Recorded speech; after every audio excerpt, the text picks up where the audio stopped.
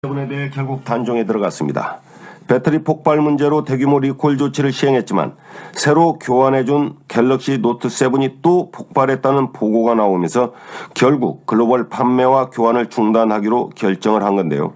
삼성전자가 왜 이런 위기를 맞을 수밖에 없었고 앞으로 이 위기를 어떻게 극복해야 할지 중앙대학교 경영학부 위정현 교수와 말씀 나눠보겠습니다. 유 교수님 안녕하십니까? 예, 안녕하십니까.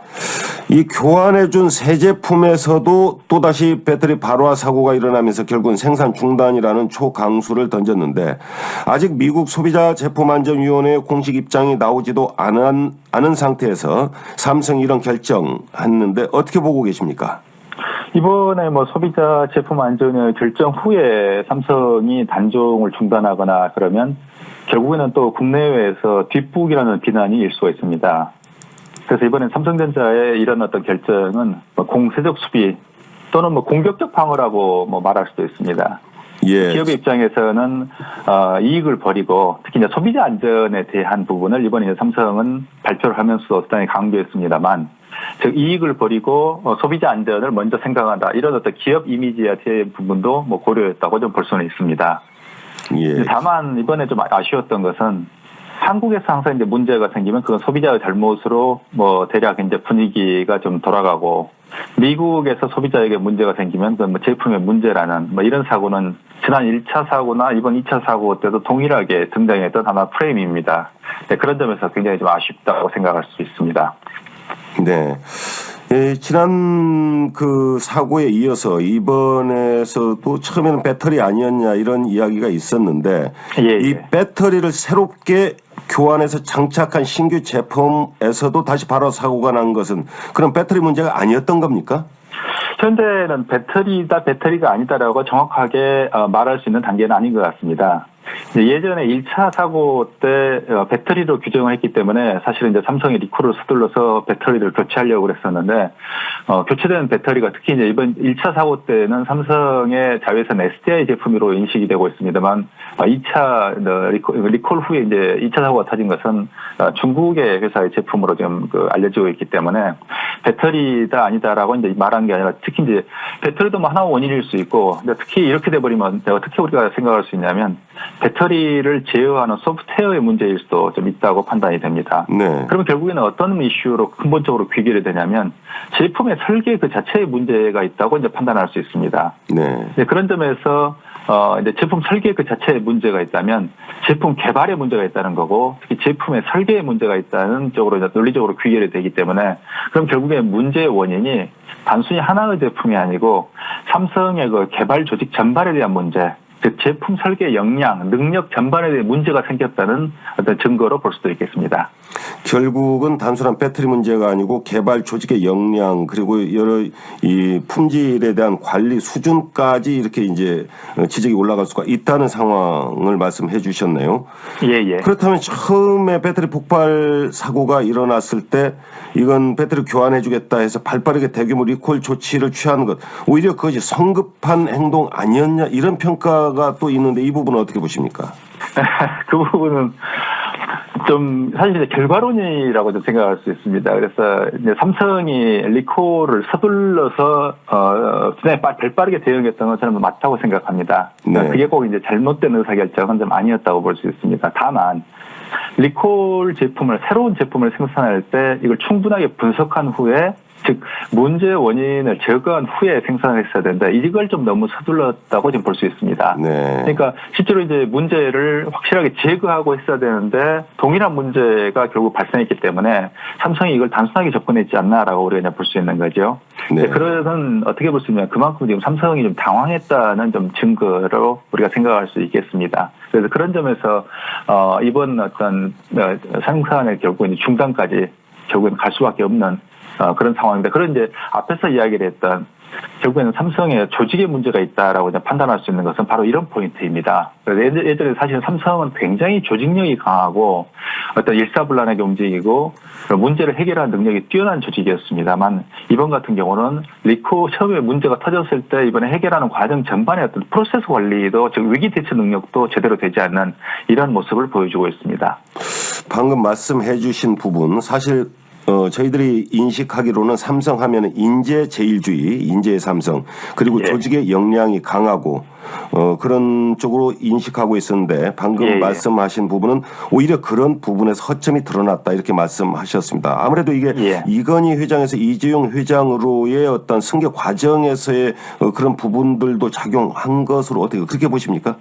예, 사실 그 점은 맞습니다. 그래서 이번에 어떤 삼성의 어떤 사고는 사실 이제 뭐 승자의 저주라고도 할 수 있는 그런 현상입니다. 뭐 항상 위대한 기업은 뭐 참담하게 실패합니다.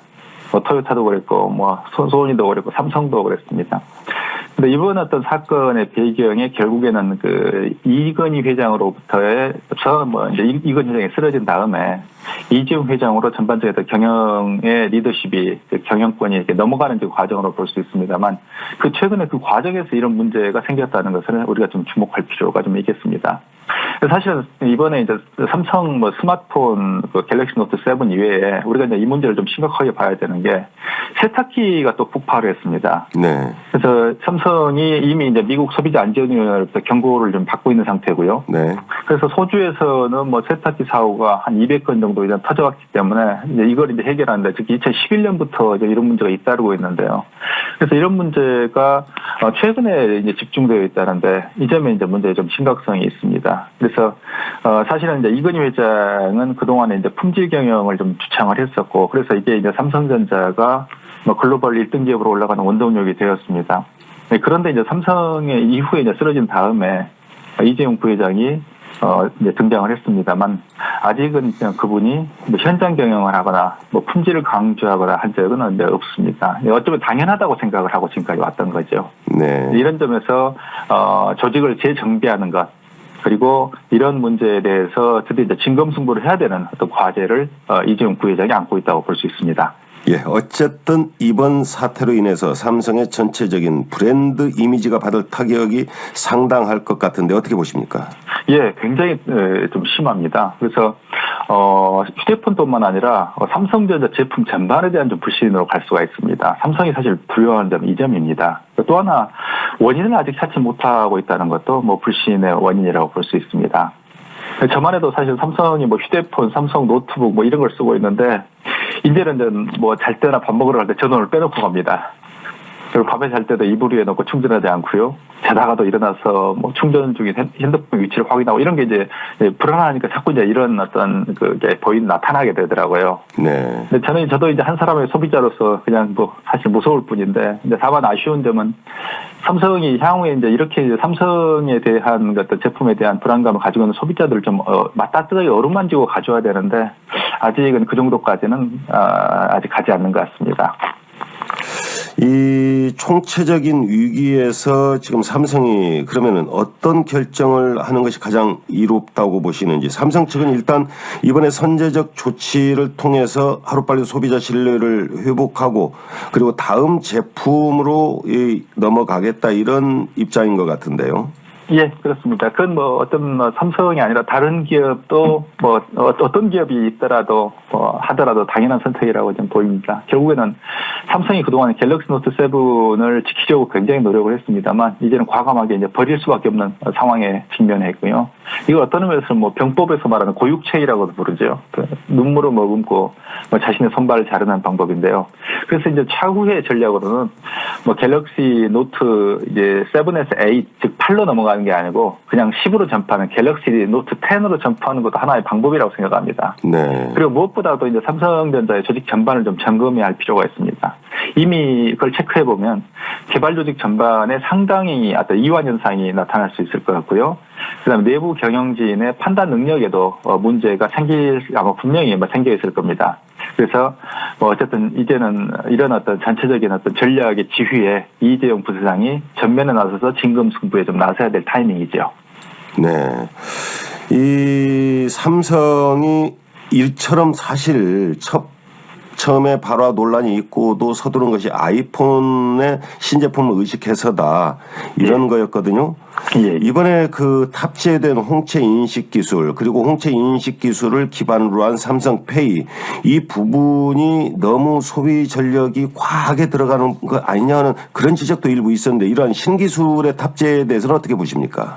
신기술 탑재에 대해서는 제일 긍정적으로 평가합니다. 그리고 특히 삼성페이에 대해서 홍채 인식과 삼성페이에 대해서는 저는 상당히 높게 평가합니다.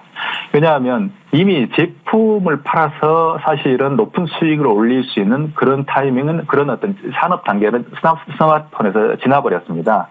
그래서 향후에 삼성이 이제 핀테크, 금융과 결합을 해야 되고, 그리고 특히 금융과 결합할 때 인증이 굉장히 중요한 이슈가 될 거기 때문에 그런 점에서는 긍정적으로 좀 평가를 합니다만, 다만 이번에 제가 우려하는 것은 판매 주기가 즉 개발의 리드 타임, 즉 개발 주기라고 부릅니다만, 네. 개발의 리드 타임이 짧아지고 있다는 어떤 문제가 있습니다. 그런데 개발 조직이 짧아지면 주기가 짧아지면 굉장히 개발 조직이 스트레스를 많이 받습니다. 네. 그러면 실질적으로 굉장히 고도의 어떤 개발 조직 내의 컨트롤과 관리 이게 중요합니다만 이 점에 좀 문제가 생겼던 거지 신기술적으로 즉 배터리 소모가 많다고 예측할 수 있는 것을 신기술적으로 문제의 원인을 돌리는 것은 그건 옳지 않다고 생각합니다. 예, 그러면 교수님, 예. 삼성이 이번 사태로 인해서 휴대폰 시장에서 상당히 타격을 입는 것은 불가피할 것 같고요. 예. 이제 다시 휴대폰 시장의 강자로 아이폰, 애플과 어깨를 나란히 하면서 그렇게 돌아오기 위해서 앞으로 이 기간을 단축하기 위해서 어떤 노력이 필요하다고 보십니까? 예. 적어도 삼성이 복구하는데, 즉 이미지를 복구하는데 몇 년 걸릴 것입니다. 사람들 앞으로 이제 삼성 스마트폰을 살 때, 삼성 제품을 살 때 갤럭시 노트 7을 한 번씩은 좀 떠올리게 될 것입니다. 그래서 무엇보다도 중요한 것은 아마 삼성이 가장 쉽게 우리가 생각할 수 있는 것은 뭐 홍보나 마케팅을 통해서 잃어버린 이미지를 회복하려고 하겠습니다만 제가 볼 때는 정석 플레이, 즉 기본기를 다지는 것이 중요하다는 것을 좀 강조하고 싶습니다. 네. 그래서 제품 개발에 있어서 기본적인 상황을 다시 좀 점검해야 됩니다. 그래서 개발 조직이 제대로 되어 있는가. 그리고 이번 같은 경우는 개발 조직과 마케팅 조직이 완전히 따로 노는 또는 홍보가 따로 노는 이런 어떤 그 현상이 좀 문제가 발견이 됐는데요. 그래서 이런 어떤 조직에 대한 정비를 하고 특히 이제 제품에 있어서는 제품 안전성의 문제가 중요하다는 점을 인식하고 이걸 확실하게 커버하는 게 굉장히 어떤 중요하다고 볼 수 있습니다.